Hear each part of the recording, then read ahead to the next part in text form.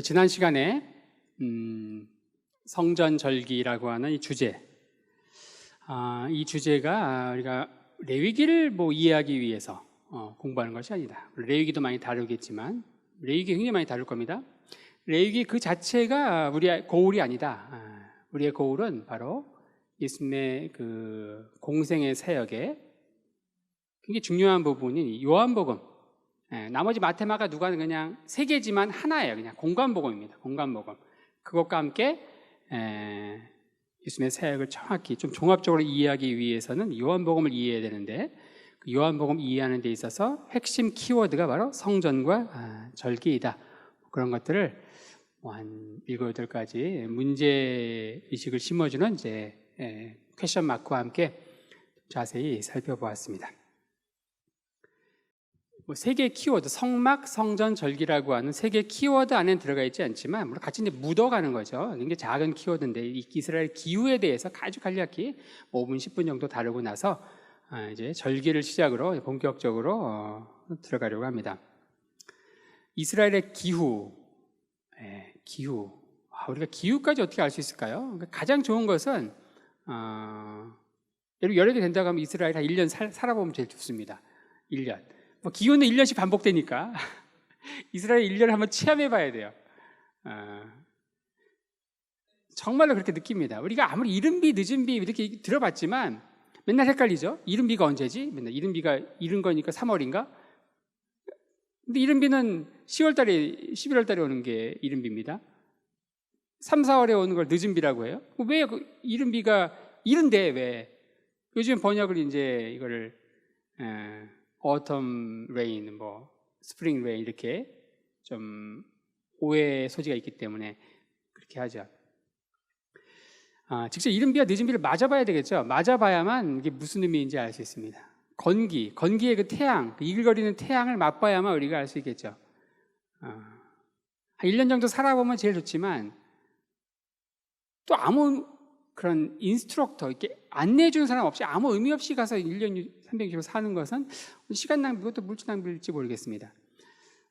그래서 제가 이스라엘에 10년 있으면서 그거를 정말 느낀 게 이걸 체험을 해야 되는데 건기 때, 가장 더울 때 이 떼약볕, 광야의 태양을 직접 체험하는 이 건기 체험 코스, 그리고 이 우기 체험, 비 많이 올 때 그 우기, 이른비, 늦은비를 맞아보는 거예요. 이른비를. 그런 식으로 해서 짧은 일주일이지만 그렇게라도 맛보면 훨씬 성경을 이해하는데 도움이 되지 않을까 싶습니다. 자, 이스라엘의 기후가 왜 중요한가? 우리가 기상 캐스터 하기 위해서 기후를 알아야 되는 게 아닙니다. 이스라엘 가서 농사 지으려고 하는 것도 아니고요. 이스라엘의 이 기후는 절기와 불가분의 관계가 있죠. 아주 밀접한 관계가 있습니다. 이스라엘의 절기는 바로 이스라엘의 이 독특한 기후라고 하는 배경에서 나오는데, 바로 이 건기에서 우기로, 또 우기에서 건기로 이렇게 바뀌는 일종의 환절기, 이때 아주 중요한 절기들이 있습니다. 하나는 6월절이고요. 또 하나는 초막절입니다. 바로 우기에서 건기로 바뀌는 그 시즌에 있는 게 6월절이죠. 그 건기에서 우기로 바뀌는 그 시즌에 있는 게 바로 이 초막절입니다. 이 환절기, 이거 굉장히 중요한 개념입니다. 그리고 이스라엘의 절기는 2가지 의미가 있는데, 하나는 종교적인 의미가 있죠. 6월절 어린 양으로 돌아가신 어떤 종교적인 의미가 있습니다. 근데 그걸로 끝나는 것이 아니고 또 농사적인, 농경 추수적인 의미가 있습니다. 그러니까 추수감사의 의미가 있습니다. 추수감사. 그래서 6월절이, 우리 6월절 어린 양만 떠올리지만 이스라엘에서 이 6월절이라고 하는 절기는 바로 보리 추수에 대한 추수감사 절기입니다. 그리고 오순절은 밀 추수에 대한 감사 절기이죠. 그럼 초막절은 무엇일까요? 이 초막절은 바로 보리와 밀 이외에 총 5개의 과실이 밀추수 이후에 이제 시작되는데, 첫 번째가 포도, 석류, 올리브, 대추야자, 무화과, 총 5개 여름 과실, 그게 끝나는 게 바로 이제 10월 11일 초막절 즈음입니다. 그리고 한 해의 농사를 마무리하는 것이죠. 그래서 이 초막절은 그 한 해 보리 밀로 시작되어서 대추여자로 끝나는 이 한 해 농경 사이클을 마치는 대추수 감사제로 드리는 것이 바로 초막절이죠. 우리를 얘기하면 추석과 추수감사절, 가장 유사한 게 바로 초막절이라는 겁니다. 이스라엘 절기는 이제 하나는 농경적인 의미, 또 하나는 종교적인 의미가 있다. 그리고 절기는 바로 건기와 우기가 교차되는 그 환절기에 위치한다. 건기에서 우기가 시작되면은 이때 이제 간절히 바라는 게 무엇일까요? 초막절. 이 초막절이 바로 이 건기에서 우기로 바뀌는 그 시즌에 있는데 이때 가장 중요한 게 뭘까요? 6개월 동안 비가 한 방울도 오지 않거든요. 근데 우기니까 비가 오니까 우기면 당연히 비가 오는 게 아니에요. 하나님의 은혜를 주셔야만 비가 오거든요. 하나님의 잠시 비 오게 하는 거 잠시 한눈 파시면 비 안 오는 겁니다. 그러면 망하는 거죠. 새로운 한 해의 농경 사이클 시작되지 않고 이대로 끝나는 거예요. 정말 간절히 비가 오도록 간절히 간구한 일종의 우리 기우제? 그럼 당연히 초막절에는 그 기우제의 성격이 있을 겁니다. 간절히 비를 바라는, 물을 바라는 생명의 원천인 광야에서 생명의 원천인 비, 물을 바라는. 여기서 눈치챌 수 있을 것 같아요. 명절 끝날 예수님이 생수의 강을 선포하셔서 생수의 강. 거기서는 세상의 빛이 아닌 거예요. 생명의 떡이 아닌 거예요. 그건 뜬금없는 뜬금포예요. 그거는 간절히 비를 바라는 강, 물, 생수의 강, 광야에서 비, 하나의 은혜의 상징인 생명인 바로 비, 이런 것들이 연결이 되겠죠. 절기는 추수감사의 의미가 있다. 6월절은 보리추수, 그리고 오순절은 밀추수, 그리고 초막절은 이스라엘에서 재배하는 총 7가지 곡식과 과일에 대한 대추수 감사 예배로 드리는 것이 바로 초막절이다. 파트 2, 절기에 대해서 살펴볼 텐데요. 자, 지금까지는 이제 파트 1에서는 서론, 우리가 앞으로 8주간 이어질 이 공부, 성전 절기를 왜 알아야 되는가, 이게 요한복음과 어떻게 구체적으로 링크가 되는가, 이런 것들을 다뤘다고 하면 이제 본격적으로 절기를 시작으로, 그리고 성막, 성전을 시작으로 본론을 다룰 거고요. 가장 핵심은 이제 각각의 이제 절기, 6월절부터 수전절까지 이어지는 총 8개의 절기를 다루면서 그 6월절과 관련된 성경의 모든, 6월절이 들어가는 성경의 모든 신구약의 사건을 다 일종의 관주 성경처럼 서베이할 겁니다. 그 중에서 가장 하이라이트는 요한복음이죠. 그리고 조실절과 관련된, 그리고 대속절과 관련된 이런 각각의 8개의 절기에 해당하는 그 사건들을 신구약을 다 같이 살펴보는 게 마지막 그 강론이 될 거고요. 여기서 이제 간략히 절기에 대해서, 성막에 대해서, 성전에 대해서 살펴보는 시간을 갖도록 하겠습니다. 파트 2는 이제 절기에 대해서 볼 거고요. 자, 이 절기에 대해서 굉장히 재미난 표현이 있습니다. 우리가 절기가 왜 중요하고 절기를 왜 알아야 되는가, 이것을 가장 잘 표현한 말이, 이 절기는 5번째 복음서다. 복음서는 4개밖에 없는데, 4복음서. 이 절기를 가리켜서 5번째 복음서다. Fifth Gospel, 이렇게 얘기하신 분이 있어요. 제가 얘기한 게 아닙니다. 이건 누가 얘기한 건가? 한국에 이 성막 세미나 2박 3일 동안 이 성막을 주제로 해서 아마 한국 목회자의 한 70%가 이 강의를 들었습니다. 강문호 목사님이라고, 이분이 이제 절기를 5번째 절기다, 이렇게 표현했습니다. 얼마나 중요한가, 이렇게 표현하고 있습니다. 왜 그럼 이 절기를 알아야 되는가? 바로 레위기 23장 2절 말씀에 기초해서 이렇게 설명하고 있습니다. 레위기 23장 이런 말씀이 있습니다. 이스라엘 자손에게 고하여 이르라, 너희가 공포하여 성회를 삼을 여호와의 절기는 이러하니라. 레위기의 23장은 굉장히 중요합니다. 우리가 앞으로 다룰 이 성전 절기 주제에서 레위기 23장 전체는 굉장히 중요합니다. 레위기 23장은 별명이 붙어 있습니다. 절기장이다. 절기장. 성경에 많은 챕터가 있는데 어떤 챕터는 그 별명으로 더 유명합니다.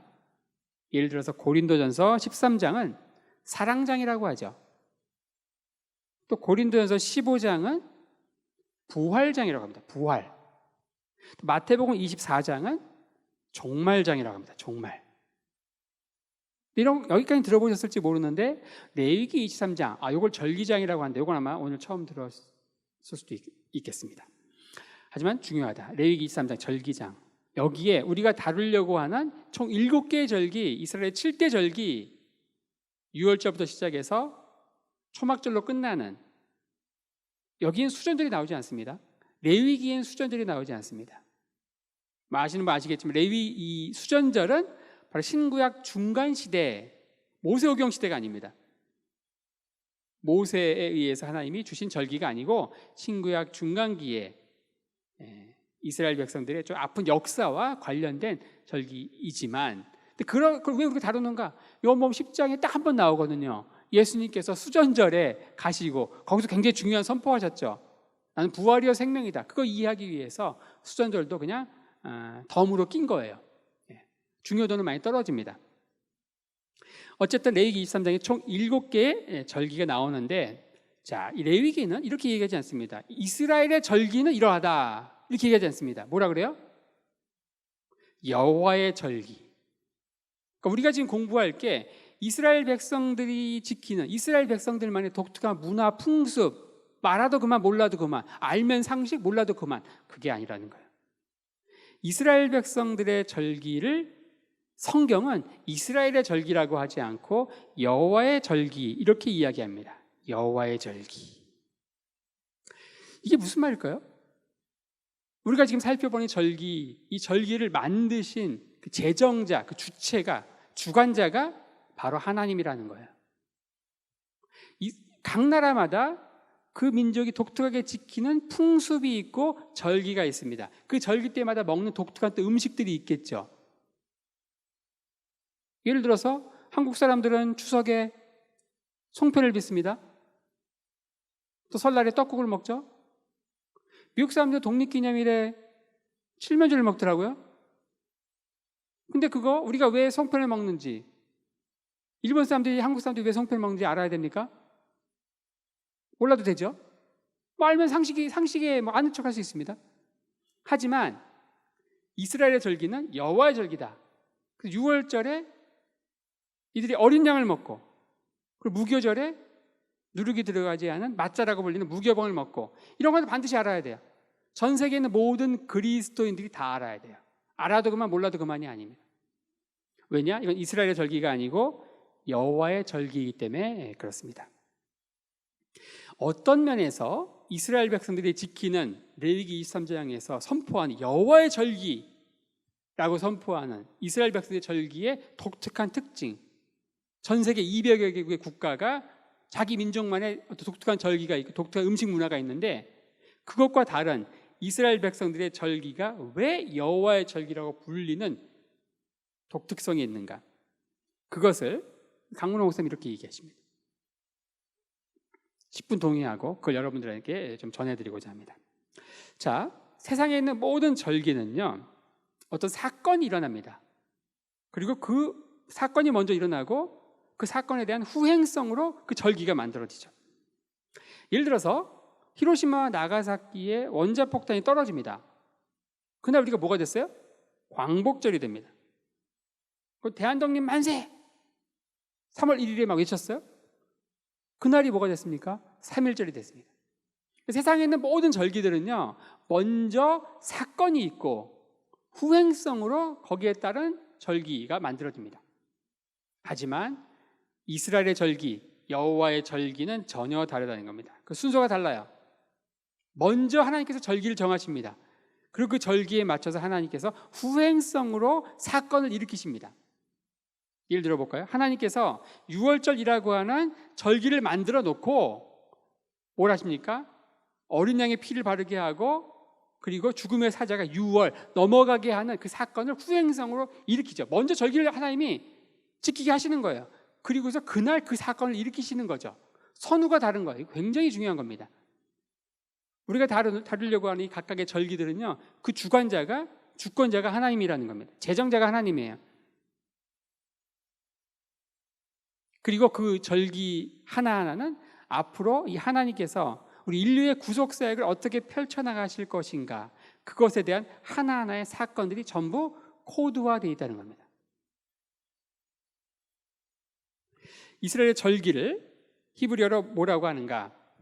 하그 또는 모에드라고 하는데, 이 절기가 언제 만들어졌는가, 이걸 가지고 이제 학자들이 많이 얘기를 합니다. 창조 4일째 날 징조와 사시와 일자와 연한을 만드시는데, 해와 달, 별을 만드시고 그거에 맞춰서 이제 여기에 나오는 사시가 무엇인가? 사시. 요게 바로 히브리어의 모에드라고 하는 절기입니다. 창조 4일째 절기가 만들어지죠. 이 절기를 제정을 하려면은 계산을 해야 되잖아요. 계산하려면 뭐가 필요해요? 지구의 자전과 공전 이런 것들이 필요하고 태양이 필요하고 거기에 맞춰서 해와 달, 별 만드신 겁니다. 창조 4일째 사시, 요것이 바로 절기다.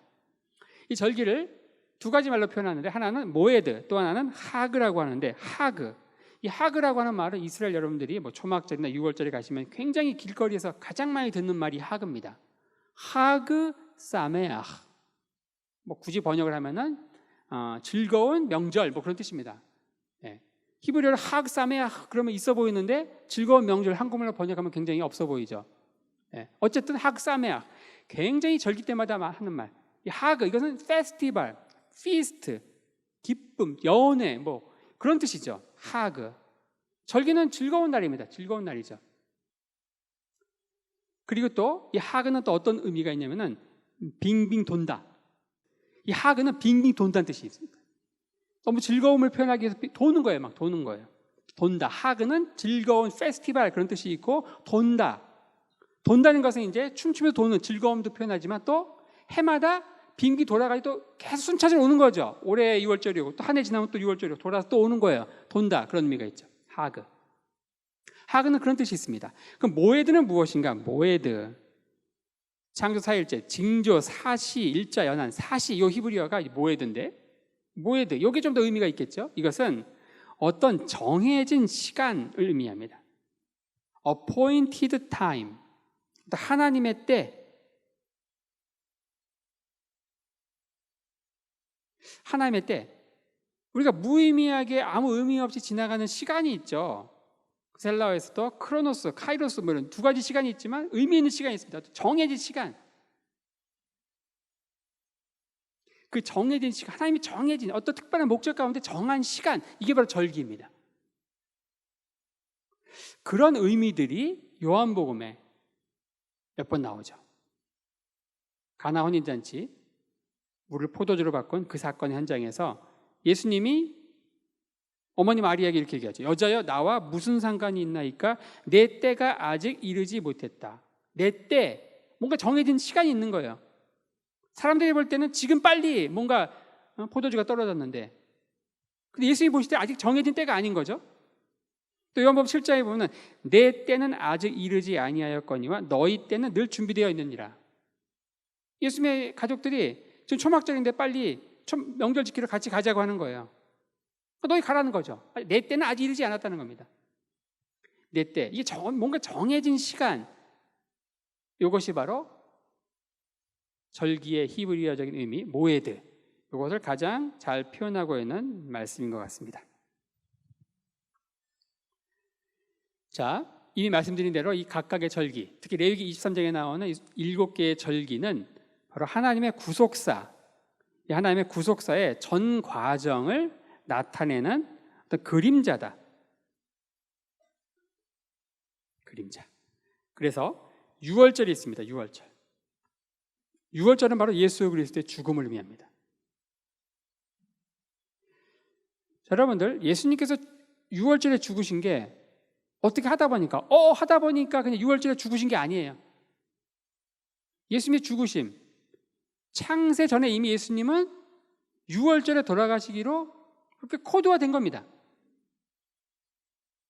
예를 들어서 당시 종교 지도자들은 밀란이 일어날까 봐 명절만큼은 피하려고 했죠.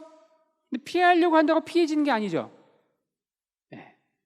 바로 6월절은 예수님의 이 죽음, 바로 그날 그 정해진 시간이라는 거예요. 그리고 무교절, 6월절 지나고 나서 이후 일주일 시간이 바로 무교절입니다. 무교절은 바로 그리스도와 성도 간의 교제, 친교를 의미하죠. 초실절, 일주일간 지키는 무교절 가운데서 안식 후 첫날을 초실절이라고 하는데, 그 초실절은 첫 열매를 바치는 날이다. 그날 예수님께서 잠자는 자들의 첫 열매로 부활하셨다. 예수님은 바로 그 안식 후 첫날 부활하시기로, 초실절에 부활하시기로 코드화된 거죠. 그러니까 아무 날 하다 보니까, 아무 날 잡아가지고 막 재앙절개가 태어나듯이 그런 게 아니에요.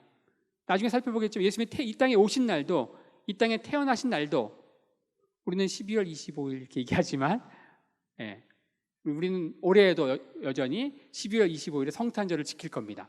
하지만 그 성탄 12월 25일 날 예수님이 탄생하셨는가, 정말로 그날인가, 그거는 연구가 필요하죠. 그런 것들도 우리가 절기적인 배경에서 아무 날이 아닌 거거든요. 자, 오순절은 바로 이 오순절날 성령님께서 오시기로 이미 코드화된 거예요. 그 예수님은 그래서 부활하신 이후에 제자들과 40일간 함께 계시다가 감람산에서 승천하시면서 뭐라 그래요? 약속한 성령이 올 때까지 예루살렘을 떠나지 말고 뭔가 기다리라는 거죠. 아직 정해진 시간이 안 된 거예요. 그 정해진 시간이 뭐예요? 초실절로부터 50일째 되는 날이 오순절이잖아요. 그러니까 열흘 더 기도해야 되는 거예요, 열흘. 오순절은 바로 성령님께서 강림하시도록 코드화된 날입니다.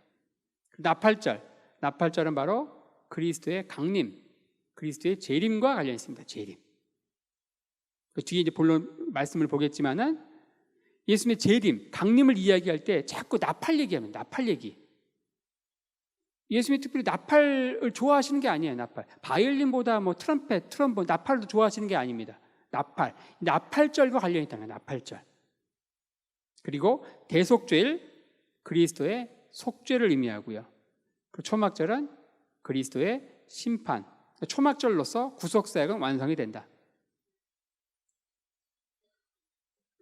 이 각각의 절기, 7개 절기 가운데 특별히 출애굽기 23장 14절은 3개의 절기를 가리켜서 특별히 중요하게 언급하고 있습니다. 너는 매년 3차 4개의 절기를 지킬지니라. 자, 여기에 이스라엘의 2개의 계절, 건기와 우기를 표현하고 있습니다. 우리는 4계절이 뚜렷한 한국에서 살고 있기 때문에 지금 해외여행도 많이 해서 그렇지 않지만 해외여행이 자유화되지 않고 이 좁은 한반도, 거기서 반토막 난 이 남한에서만 살던 시절에 우리는 그렇게 생각할 수 있습니다. 세상 모든 나라가 다 4계절이 있는 걸로 생각할 수 있죠. 그렇지 않습니다. 한국처럼 4계절이 뚜렷한 나라는 흔치 않습니다. 이스라엘은 또 그것과는 또 다른 굉장히 독특한 이 건기라고 한 6개월, 이 건기는 진짜 6개월 동안 비가 한 방울도 오지 않습니다. 우기라고 한 6개월, 근데 불공평해요. 이 우기 6개월은요 6개월 내내 비가 오는 게 아니에요.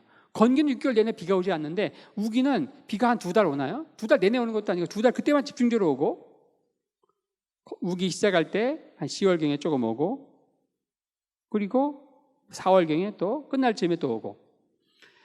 자, 어찌됐든 이 건기, 대략 한 4월부터 9월까지의 건기, 그리고 10월에서 3월까지의 우기, 이렇게 나뉩니다.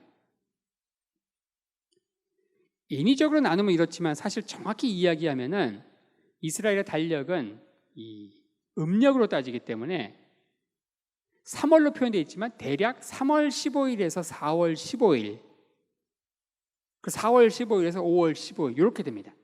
하지만 좀 15일의 편차는 있지만 이렇게 표현하는 게 그나마 최선인 것 같아서 이렇게 표현했고요. 자, 근데 우리는 4월 얘기하지만 미국 사람들은 뭐라고 얘기합니까? 4월을 에이프럴 그러죠. 근데 유대인들은 4월을 뭐라고 합니까? 4월을 영국 사람들은 잔인한 달이라고 하죠. 4월은 잔인한 달입니까? 이 4월을 유대인들은 뭐라고 하느냐? 니산월이다 이렇게 얘기합니다. 니산. 영어권에서는 April, 니산, 5월을 이야르, 6월을 시반월 또는 시완월, 7월은 탐무즈, 8월은 아브월, 엘룰월, 티슈레이월, 헤시반월, 키슬랩월, 테벳월, 슈밧월, 아달월. 아마 우리 가운데 많은 분들은 저런 게 성경에 나올까 그런 의구심을 가질지 모르겠어요. 이거 성경에 나옵니다. 우리는 다 무시했잖아요. 우리는 성경은 분명히 이거 절기적인 표현, 슈밧월에, 테벳월에 이렇게 나와요. 탐무즈월에 나옵니다. 자, 여기서 이제 다뤘기 때문에 나중에 그런 말씀이 나올 때 이제 클릭이 되겠죠. 그동안 모를 때는 이게 다 패스트 됐지만 클릭이 될 겁니다. 이 세 개의 절기가 언제 있는가? 바로 4월달 니산월에 6월절이 있고, 그리고 77절은 시반월에 있고, 그리고 티슈레이월에 초막절, 이 세 개의 절기 6월절, 77절, 이 초막절이 바로 하나님께서 모세오경, 출애굽기에서 너희들이 꼭 지켜야 되는 세 개의 절기로서 언급하고 있다. 이 각각의 절기를 간략히 한번 살펴보려고 하는데요. 자, 6월절이라고 하는 절기는 아까 보신 4월경에 이 니산월 14일 그날 하루입니다. 하루. 뒤에 살펴볼 무교절은 뭐냐? 니산월 15일부터 21일까지 일주일입니다. 그러니까 다르죠.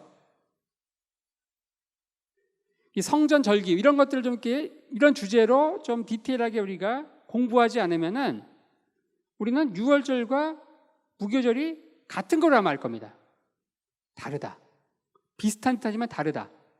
6월절은 바로 니산월 14일 하루고요. 무교절은 15일부터 21일까지 일주일의 시간입니다. 각각의 의미하는 영적 의미가 다르죠. 자, 6월절은 언젠가? 이때 양 잡아 먹는 거죠. 양 잡아 먹는 날 하루. 그 다음 날부터 일주일간 이어지는 무교절이라고 하는 절기의 전야, 이브에 해당하는 게 바로 6월절이라는 겁니다. 예수님 당시에는 이날이 최후의 만찬을 하셨고 당시는 목요일이었다. 그리고 십자가의 죽음은 금요일에 있었죠. 이날 예수님께서 6월절 어린 양으로 이제 돌아가십니다. 무교절은 니산월 4월 달에 있는 니산월 15일부터 21일까지 이 일주일이 바로 무교절이다. 이 일주일간 무엇을 먹는가? 맞자를 먹습니다. 맞자. 무교병. 누룩이 들어가지 않은 무교병. 우리가 이 맞자를 먹는 것, 이걸 기념하는 게 이제 성찬이라고 할 수 있는데 저는 그런 생각합니다.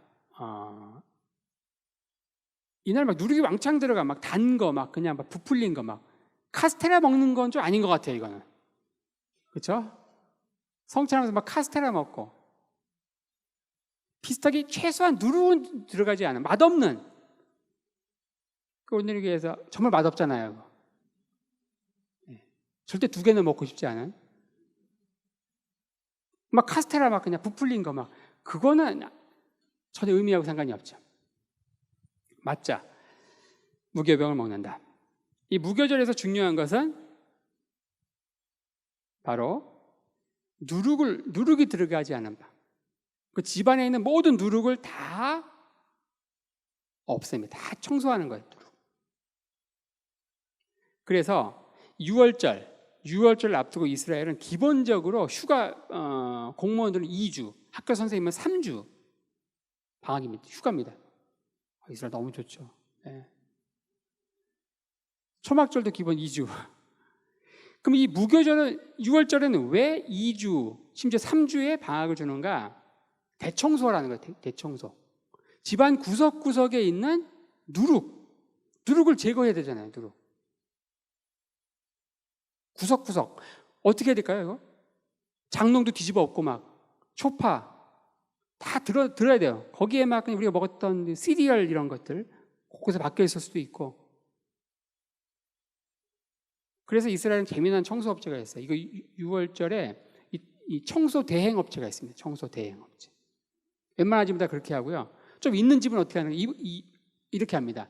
이 6월절에 가구를 아예 버려요. 그냥 새 가구를 대, 새 가구. 혹시 누룩이 껴있을지 모르니까. 그 6월절 즈음에 굉장히 쓸만한 가구들이, 우리는 못 쓰는 가구를 버리지만 여기는 굉장히 괜찮은 가구들을 많이 버립니다. 그걸 열심히 주워가는 게 이제 가난한 한국 유학생들이죠. 자, 무교절에 볼 수 있는 아주 재미난 풍경입니다. 자, 무교절과 6월절 어떻게 다릅니까? 6월절은 그 다음 날부터 이어지는, 일주일간 이어지는 무교절의 전야, 이브다. 초실절은 일주일간 지키는 무교절 기간 중, 일주일 지키니까 그 중에 뭐가 있겠습니까? 안식 후 첫날, 즉 일요일이죠. 일주일 지키는데 그 중에 당연히 일요일이 있겠죠. 그 일요일을 뭐라고 하느냐? 초실절이라고 하는 거예요. 그러니까 상당히 비슷한 듯 다릅니다. 6월절, 무교절, 초실절, 비슷한 요 일주일요 기간 안에 세 개의 절기가 몰아서 있습니다. 바로 안식 후, 무교절 기간 중 안식 후 첫날을 초실절이라고 하고, 굳이 요일로 이야기하면 일요일이 되는 거죠. 그날 예수님께서 부활하셨기 때문에 우리는 The Lord's Day, 그래서 주일, 주님께서 부활하신 날, 주일 이렇게 얘기하지만 그날이 바로 절기적으로는 초실절이다. 자, 이날 게네사렛 평야의 보리를 성전의 첫 열매로 바칩니다. 예수님이 가장 많은 사역을 하신 곳이 바로 게네사렛 평야입니다. 가버나움, 벳세다, 고라신으로 이어지는 이 게네사렛 평야, 거기에서 가장 많은 사역을 하신 예수님, 이 게네사렛 평야의 보리를 성전의 첫 열매로 바치는 그날 초실절에 바로 게네사렛 평야에서 가장 많은 핵심 사역을 하신 예수님께서 죽은 가운데서 부활하심으로 스스로 첫 열매가 되셨죠. 느낌이 오십니까? 이날 예수님께서 부활하셨다. 그런데 예수님은 초실절날 부활하셔야 돼요. 그 초실절은 언제입니까? 무교절 기간 중에서 일요일이죠. 예수님께서 죽으신 날이 언제예요? 금요일이죠. 그날 목요일 밤부터 금요일까지, 우리는 하루가 아침 저녁이지만 이스라엘은 저녁 아침이거든요. 그러니까 목요일 밤부터 금요일 아침까지가 하루거든요. 금요일 날 예수님께 돌아가십니다. 그리고 주일 날 부활하셨죠. 금, 토, 일, 죽은 자가 사흘 만에 부활하신 겁니다. 그러니까 여기서 뭐가 중요합니까? 만약 그해 6월절이 만약에 화요일이다. 화요일 날 돌아가셨어요? 근데 예수님 무조건 초실절 날 부활하셔야 되거든요. 일요일 날. 그럼 예수님 죽은 자 가운데 며칠 계셔야 되는 거예요? 화, 수, 목, 금, 토, 일. 그러니까 바로 그 해에 돌아가셔야 돼요. 그 해. 바로 금요일 날 6월절에 있는 그 해에 돌아가셔야만 되는 거죠. 이게 얼마나 시간적으로 하나님이 정하신 시간이 완벽한가, 이런 것들도 우리가 새삼 느낄 수가 있습니다. 예수님이 부활하신 날이다. 그래서 고린도전서 15장, 부활장으로 알려진 고린도전서에서 그리스도께서 죽은 자 가운데서 다시 살아 잠자는 자들의 첫 열매가 되셨다, 이런 표현을 하고 있죠. 23절에도 또 나옵니다. 두 번 나오죠. 자, 77절과 오순절, 가로를 쳐놨지만 같지 않습니다. 6월절과 무교절이 비슷하지만 같지 않듯이 77절과 오순절도 다릅니다. 어떻게 다른가? 시반월, 이스라엘의 세 번째 달이죠. 시반월. 초실절 제사를 드린 다음 날부터 49일째 되는 날까지. 예수님이 사역하신 곳은 게네사렛 평야라고 했습니다. 갈릴리 마이너스 200m에 있는 분지, 굉장히 따뜻하죠. 특히 그 중에서도 게네사렛 평야가 있는 가버나움, 고라신, 벳세다가 있는 그 지역은요, 흙이 가보시면 흙이 까매요. 현무암이 풍화되어 있는 흙이 까매요. 흙에서 따뜻합니다. 흙이 까마니까 햇빛을 오랫동안 담고 땅이 따뜻해요. 이스라엘에서 제일 먼저 보리가 익어요. 그 보리를 바칩니다. 하지만 다른 지역은 보리가 안 익겠죠? 그러니까 순차적으로 이 게네사렛 평야를 시작으로 순차적으로 보리가 익을 겁니다. 그럼 계속 이제 자기 지역에 보리를 바치는 거예요. 이렇게 하면서 49일째쯤 되면은 해발 800m에 있는 예루살렘과 같은 약간 추운 이 지역도 보리가 있겠죠. 그러니까 천년매를 바치는 게네사렛 평야부터 해서 산지에 있는 예루살렘까지 이 49일 동안 순차적으로 자기 지역에서 익은 천년매 보리를 바치죠. 이 49일의 모든 날이 뭐예요? 77절입니다. 77절은 하루가 아니에요. 자기 지역에 천년매 보리를 바치는, 근데 그게 지역마다 다 다르거든요. 제일 먼저 읽는 게네사렛 평야부터 해서 산지 지역까지 다 다릅니다. 하지만 49일이면 다 읽는 거예요. 그리고서 50일째 되는 날, 이 보리 추수에 대한 마지막 종결 집회, 일종의 클로징 집회라는 거죠. 그래서 오순절은 이 77절이라고 하는 절기의 마침표가 되는 절기이고, 좀 다르네요. 6월절과 무교절은 어땠습니까? 6월절은 무교절이라고 하는 절기의 전야가 되는 절기이고, 그리고 오순절은 77절이라고 하는 49일간 이어지는 이 77절이라고 하는 절기의 마지막 클로징 페스티벌입니다. 자, 이 오순절, 77절, 특히 오순절은 뭘로 얘기할 수 있는가? 우리 오순절 하면 오토매틱으로 오순절 성령 강림 이렇게 얘기합니다. 근데 여러분들, 오순절날 율법이 주어졌다는 거 혹시 주목하셨습니까? 구약에서 율법이 주어진 율법 수여절, 이 날이 바로 오순절이었고요. 신약적으로 이게 성령이 강림하지, 성령 강림절이 또 오순절입니다. 출애굽기 19장에 보면은 이런 말씀이 있죠. 이스라엘 백성들이 애굽에서 나와서 언제 시내 광야에 이르게 되느냐. 그 시내 광야에 1년 가까이 머물 때에 율법이 주어집니다. 이스라엘 자손이 애굽에서 나올 때부터 3월, 곧 그때에 시내 광야에 이르니라. 시내 광야에서 율법이 주어지는데 시내 광야에 도착한 게 언제라고 나오느냐? 3월. 성경은 이게 이제 번역이 언급은 되어 있는데 번역이 애매해서 우리 3월 하면 어때요? 3월 하면 느낌이 어때요? 우리가 생각하는 3월, 마치 그게 아니라는 거예요. 이 3월은 뭐냐? 호데시 슐리시, third month, 세 번째 달. 이스라엘 세 번째 달이 뭐예요? 니산월, 이아르월, 시반월. 시반월이에요. 시반월에 이스라엘 백성들이 시내 광야에 온 거거든요. 이 시반월에 있는 절기는 딱 하나입니다. 성령께서 아무 날 오신 게 아닌 것처럼 율법도 아무 날 주어진 게 아니라고 하면은 시반월에 있는 특별한 절기인 바로 77절, 오순절, 거기에 맞춰서 율법이 주어진 거예요. 바로 오순절, 77절은 바로 율법 수여절이고 또 성령 강림절이다. 이렇게 정리할 수 있습니다.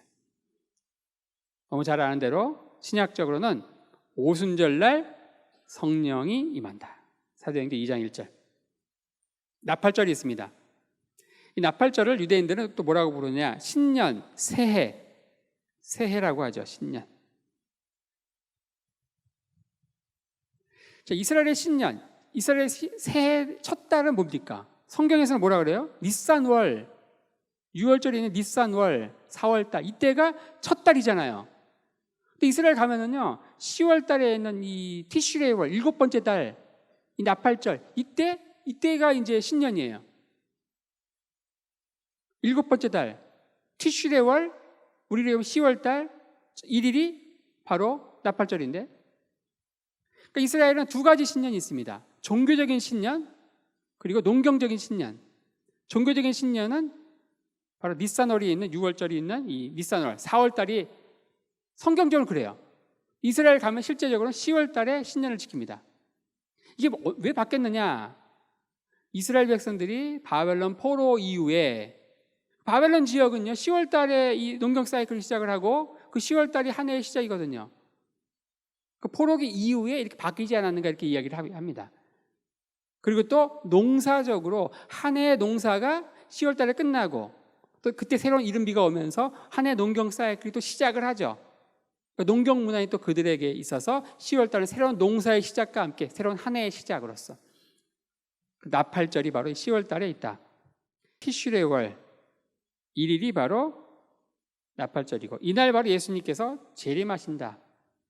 마태복음 24장에 보면은 저가 큰 나팔 소리와 함께 천사들을 보내리니 저희가 그 택하신 자들을 하늘 이 끝에서 저 끝까지 사방에서 모으리라. 주의 강림을 이야기하면서 여기도 나팔 소리, 나팔 이야기를 하네요.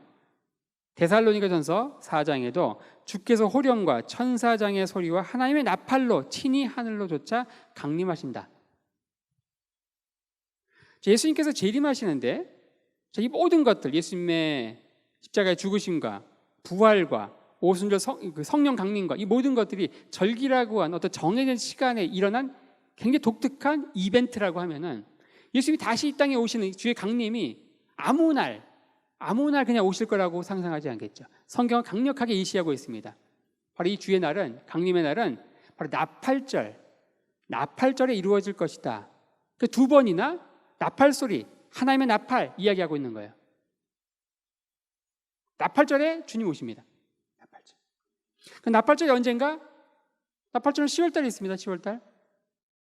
어느 해인지 모르지만 나팔절에 주님 오신다고 강력히 예표하고 있다. 대속죄일은 나팔절 지낸 날로부터 열흘 후 티슈레의 월 7번째 달, 우리를 얘기하면 대략 10월 티슈레의 월 10번째 날입니다. 대속죄일. 이날은 히브리어로 욤키푸르라고 하죠. 대속죄일.